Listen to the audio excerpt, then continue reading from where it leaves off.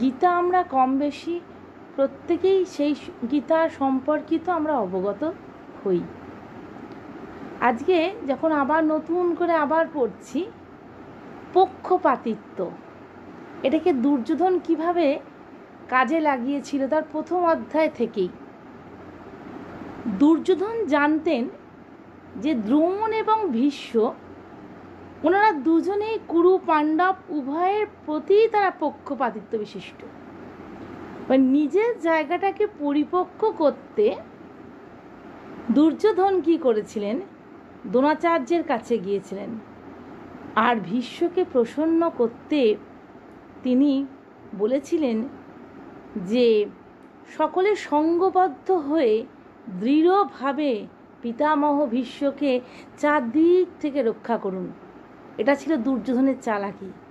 আর এই চালাকিটায় পা দিয়ে ভীষ্ম কিন্তু সিংহের নাদের মতো জোরে শঙ্খ বাজিয়েছিলেন।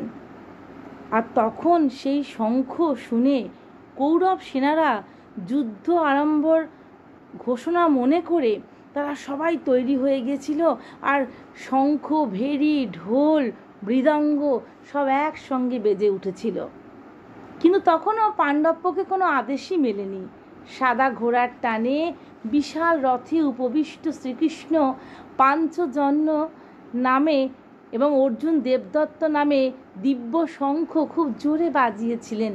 তারপর ভীষ্ম পৌণ্ড্র নামে এবং যুধিষ্ঠির অনন্ত বিজয় নামে, নকুল সুঘোষ নামে আর সহদেব মণিপুষ্পক নামে শঙ্খ বাজিয়েছিলেন।